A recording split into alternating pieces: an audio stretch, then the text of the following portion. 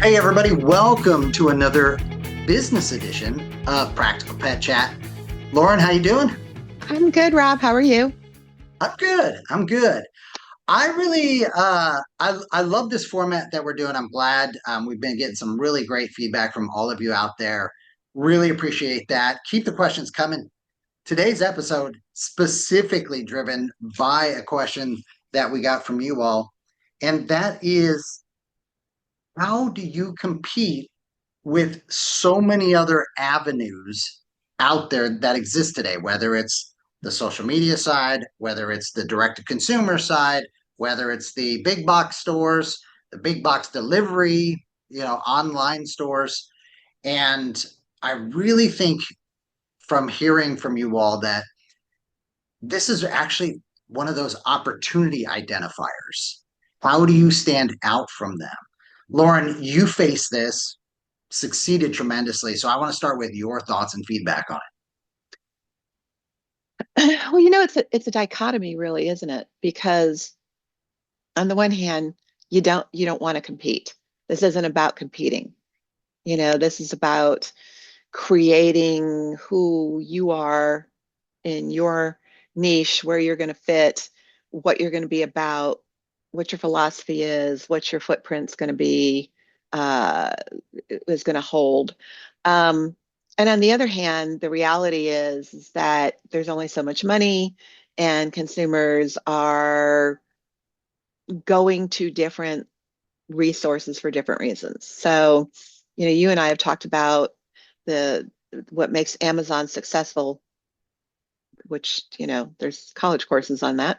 But if you narrow it down, it comes down to you can order anytime, day or night, never leave your house, and have it delivered with free delivery in a lot of cases.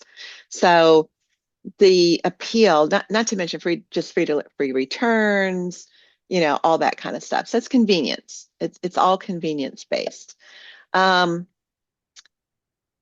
but good luck calling your Amazon seller if you want to understand how a product's going to work on your particular dog, or, is this a suitable harness for my escape artist cat?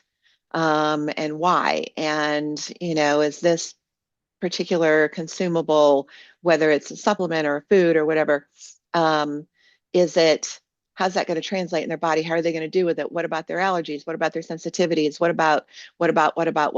No Amazon seller, most Amazon sellers, because, there are some supplement companies that represent their own products out there, and some food it. companies. But most of them aren't going to have answers for that. And that's the whole point, right? Of going into an independent store is the relationship, is being able to dial things down to your individual need as a consumer, your individual animal, your individual issue. Um, and also history, because if I have a customer for 2 or 3 years, then I know everything about their animals. I remember conversations we've had. I remember what they've tried, what they were eating, what didn't agree with them, all of those kinds of things. And you you can't just get that online. There is definitely a need for online. I love that there are options online for people, because my group, I have people everywhere in that. And we've spoken about this before. They need to be able to get their products somehow. What I don't like about online is that independents think that's who they need to compete with. The only time you need to compete with big box and online is if you're in a price war, because with no overhead or with massive buying volume, it's virtually impossible to compete with that. So you have to come at it from a completely different standpoint. I never looked at any of that as competition. I did originally when they built a big box store a mile from my own store, and then they built that big box store's competitor a mile and a half from my store. I was like, well, crap, what am I going to do now? And then other little stores that were independents kept popping up. And I came to the realization that the only thing I could control was me. and my store and my footprint and my products and how we conducted business. So that became my only focus. I didn't care what someone else was selling. I didn't care what they were selling it for. No, I didn't price match. I knew that our value lay in our relationships and how we dealt with our customers and our product knowledge, what we knew about it, and being able to direct people accordingly. The conversations that we would have, I mean, consultations were daily in the store and being able to dial down that particular need. So I think that you have to be aware of competition. I don't think it's the focus ever. Right. And I'm alarmed by how much in retailer groups and things that I'm in, I see that become so prevalent. They're so worried about that. Now, having said that, the flip side of that is at some point you have to understand reality. For example, there is a large chain of stores across the country that are not pet focused, and they carry a huge pet section. And in that pet section, one of the things that they carry a massive number of is pet beds. And they turn them all the time and they're getting new ones Yep. in all the time. And so the very first time, in a retail store, pet beds aren't fast movers. They take up a lot of space, a big footprint.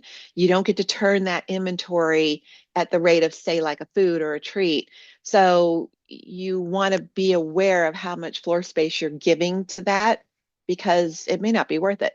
It certainly became not worth it for me very quickly when I went to that big box store that I personally shop in, not for pet supplies, but for other things, and stood in the pet bed section and took screenshots of beds that were selling in that particular chain far below what my cost was from those same companies.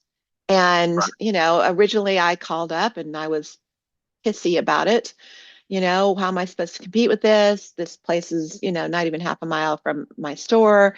And why would someone buy a bed from me that I carry from your company and then get it over here? And we're not talking about old merchandise. We're talking about merchandise that is semi-current, if not totally current.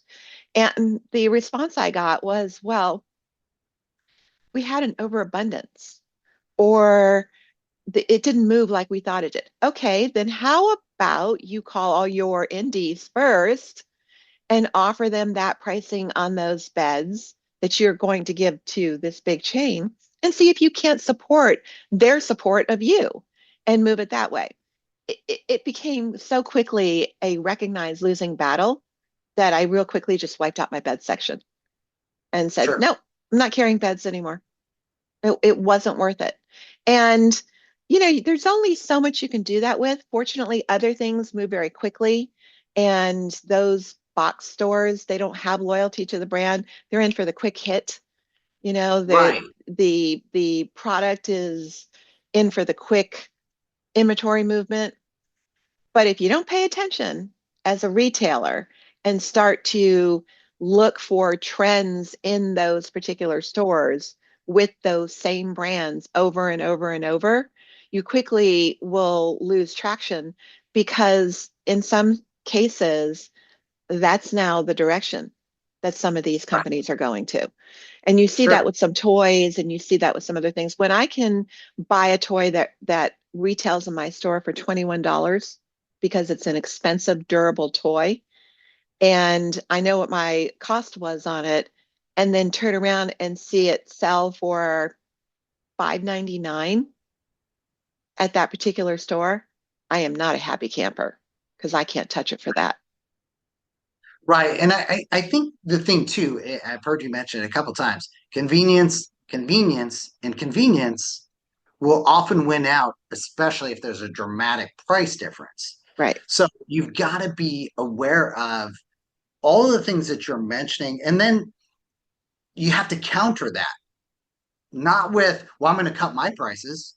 That's not right, a business move. You've got to counter that more so with what am I bringing? What is my store about?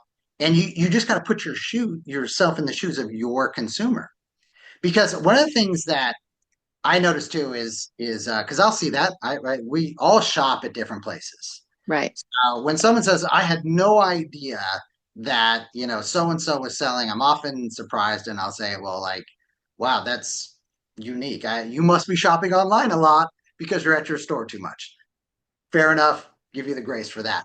However, the reality is when they come to your store, they know what they're getting. So, the big box stores, you know what you're getting because you can put your hands on it.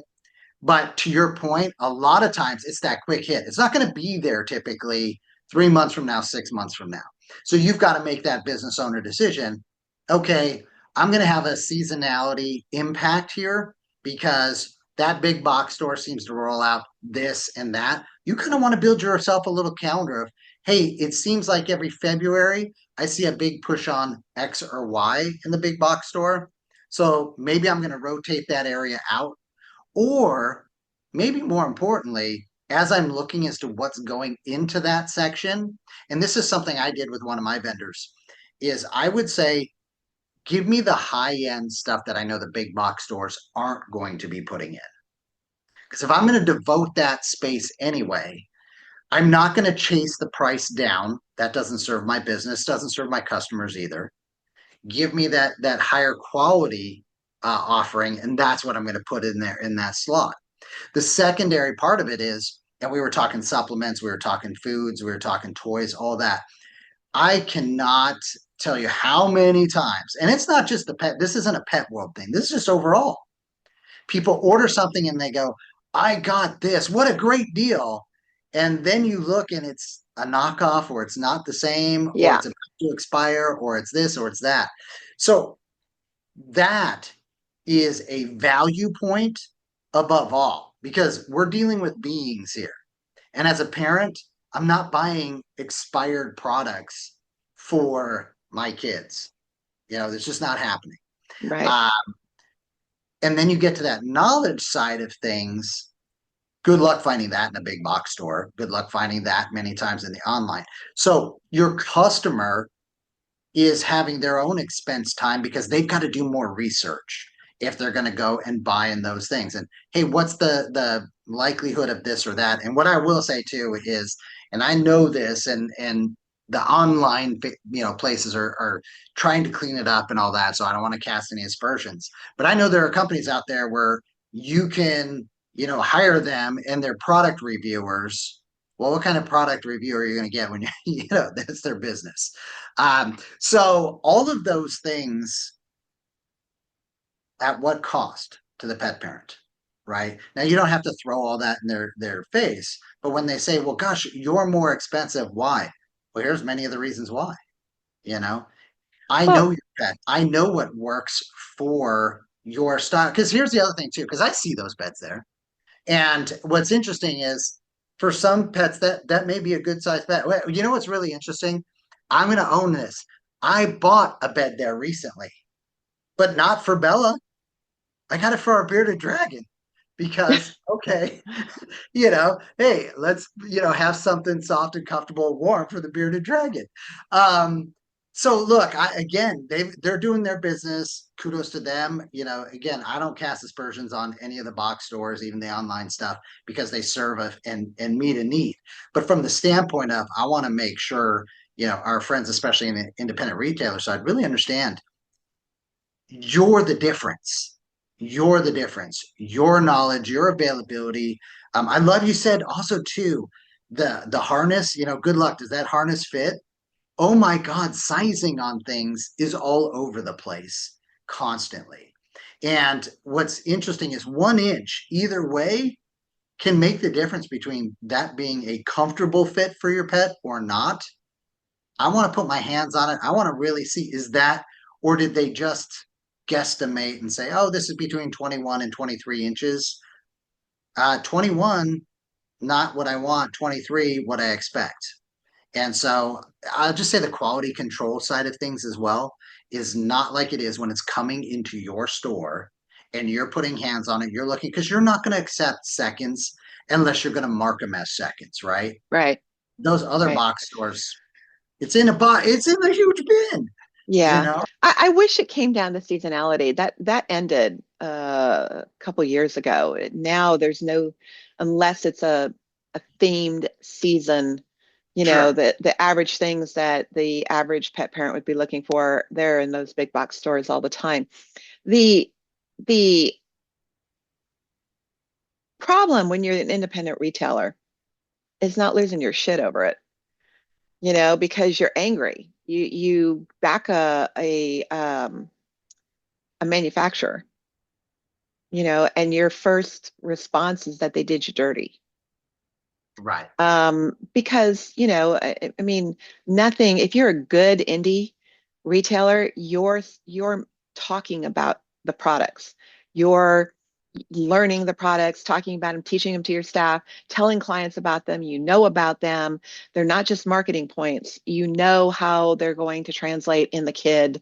You know what's suitable. You know how things fit, how they wear, whether they're durable, all of those kinds of things. There was nothing in my store that I wasn't personally familiar with and could speak to hands on. It's difficult to remember that everybody's just trying to run a business. I'm certainly not making excuses for those manufacturers. I've been down that road too. But we are now in a whole different world of everybody's trying to stay relevant and alive. They're trying to keep their business alive. And including some manufacturers, most manufacturers, cost of goods have gone up. They've got commitments. They've got to make turns as well. We become very narrow focused on our world because it's affecting us directly. The thing that retailers have to be willing to do is to make the tough decisions. For example, I see some of the brands at that particular chain of stores that I know are really well made, excellent brands. And if I still had my store, I would be removing those brands or never buying from them again because that's really your only option. You can't to call up and scream and rant and rave about it or to express your disappointment really goes nowhere. It further spikes your own blood pressure and ruins the rest of your day and makes it a bigger deal than it already is, which is huge from what you're experiencing. So you move on. And part of the way that I've seen some retailers do this, and I know I did this in a couple of instances, and I did it the first time I did it, I was like, and I did it more out of a spite kind of thing. And then I quickly realized the value of it. And you can't do it with everything, but I would go to this particular chain of stores, and there were certain categorical items that I knew I could get nowhere close to anything like what their retail was, even at cost. And so I'd go buy up what I knew would sell of whatever they had. And then I Hmm. turn around and mark it up. And by the way, mark it up for less than what I would originally mark it up for because, we're talking about Keystone in some of these things. And Keystone, by the way, for anybody who may not be familiar, is just taking whatever wholesale is and doubling it, which you do on certain items. It's a very common retail thing because, for people who may not be in retail and listening to this that are just consumers, before you think that anybody is ripping you off, there's overhead and there's, cost of goods and employees and rent and time on the floor and all of this stuff that has to be accounted for in that price. So if we're paying $4 for something and we're charging you $8 for it, that's a very common thing in retail. And just to put that further in perspective, some places are paying $4 for something and turning around and charging you 12, 16, $20 for it. So, you just have to decide whether, like in everything, whether or not it's worth it to you at that given price. Don't get bent about it. It's normal. But if I can turn around and sell an item that I would normally buy for substantially less than what I would normally have to mark it up for, I'm all over that. And I take it away from that particular chain of stores. So Right. now it's in my store. And does that help the manufacturer? Absolutely not. But I feel like the manufacturer should have contacted me first and said, "Hey, are you interested in buying these at this price?" You could very easily, in a day's worth of calls to a lot of retailers or better retailers who sell your product line, get the response of, "Hell yeah, I'll take 3 cases of that. I'll take 10 cases, whatever it is, depending on what the cost is going to be. It may very well be worth it to that retailer to engage in that." And there's a disconnect because everybody is so focused on what their needs are that and because of today's world, it's just easier for us to get ticked off about it and react than to think from a partnership, stance. Yeah. And to your point of things get knocked off. So in my group, I tell clients all the time, if there's no store around you to buy this particular thing, especially a consumable, a supplement, something like that, please buy it from the brand itself on that store, that Amazon store or whatever it is, Right. because the third party seller, you don't know how they got it, you don't know where it's been, if it's been in the heat, if it's been properly cared for, if it's been ripped off. A really good friend of mine who owns a supplement company had experienced that very thing where they were told either you're going to sell it on our platform or we're going to knock it off and Oh we're going to yeah. sell it. So I get that. You don't want your product knocked off because it then dilutes your product, right? It's not going to Right. work the same. It's going to be a bad look for you. It's a bad rep, whatever. It's all negative, whatever it is. So you might as well put yourself on that platform to do that. Now, I had an experience like that because I don't have a retail store right now and I can't get that product from anywhere locally, that I called the brand who I had a former relationship with and said, "Hey, I need this product. Um, I was going to buy it on Amazon because I'm in a hurry for it and they'll deliver it tomorrow.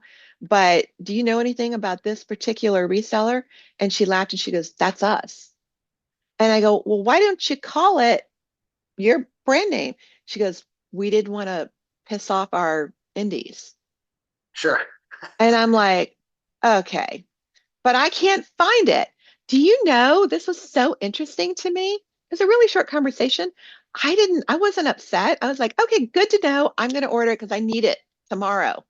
And I went back to do a reorder a month later and they had changed the name that they were using to their brand name. Oh, interesting. Yeah, Okay. I thought that was Yeah. super interesting.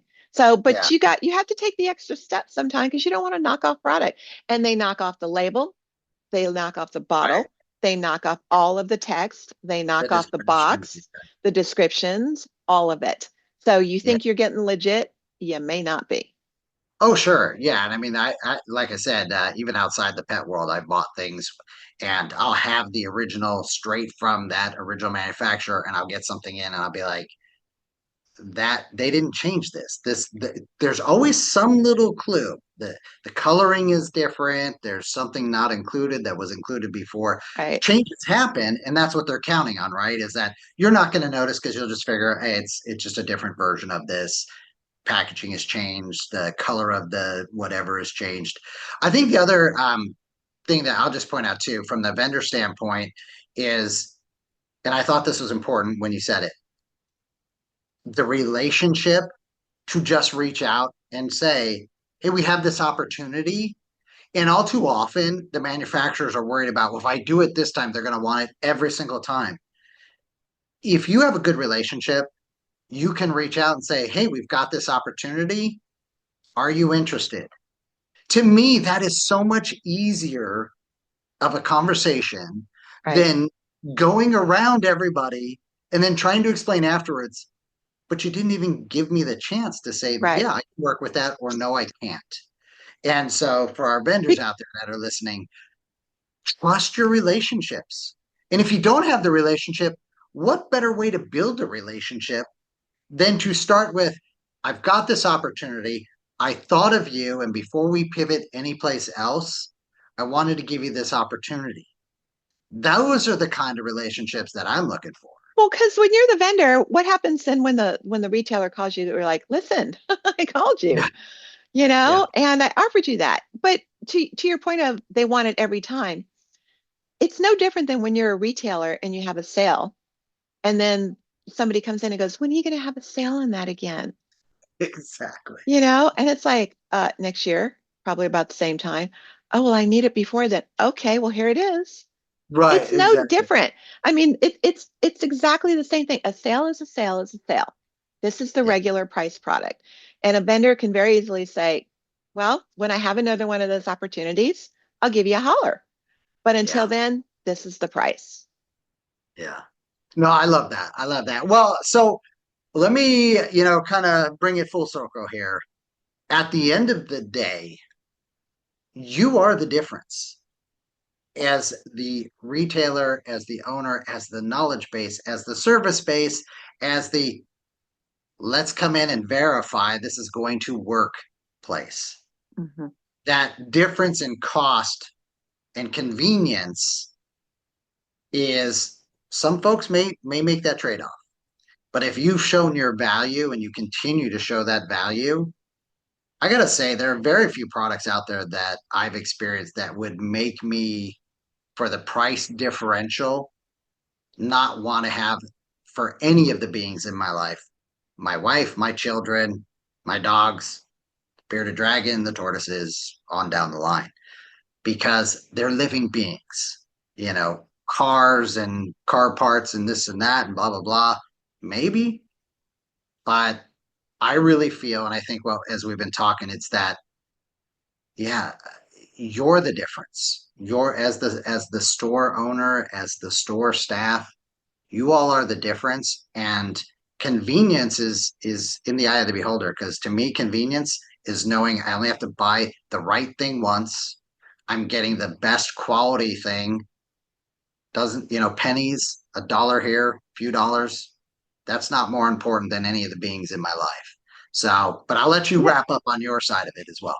Well, you can call it out too. So I had an experience with customers that were in my store that I had helped many times with issues with their dogs. And I mean, free consults, lots of time. And they were in my store one day and they were hovering by a product line. And so I was doing my thing around and just sort of keeping an eye on them so I could answer any questions. And then I realized what they were doing. So I came up behind them and I just sort of stood there for a minute and I said, so exactly what is the price difference online? Oh, uh, well, I mean, it's $1. I said, so all of the help and all of the time that I have spent with you for Exactly. free, the consultations, the texting back and forth, the being able to reach out to me in the group at, any time of day or night, that isn't worth $1 more to you. Just want to understand where we stand, you Yeah. know? And they said, oh, well, we're just, they really even couldn't stumble their way through it because literally it was $1 Right. difference. And I was like, come on. It changed our dynamic Yeah. because it was like, okay, so that's how we're going to play this now, right? And from that point forward with those clients, like, so you're going to use all that you can get here and not support everything's a partnership, right? Everything's a relationship. It's a give and take. It's, if you're not getting the kind of support from a customer, then you're not inclined to want to spend a lot of time on that customer, right?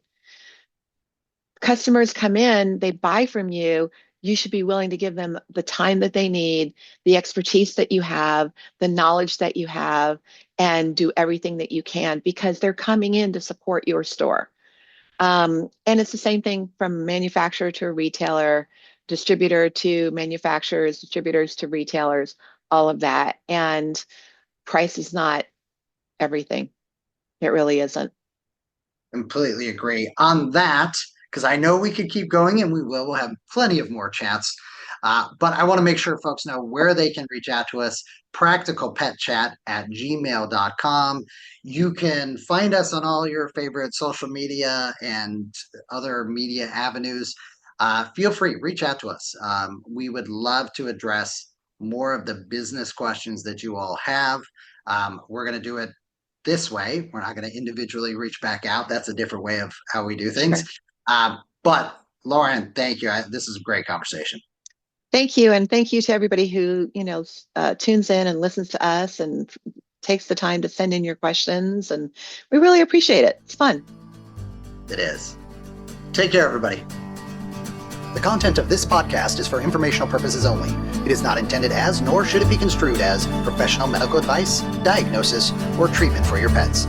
Always seek the advice of a qualified veterinarian with any questions you may have regarding your pet's health or medical condition.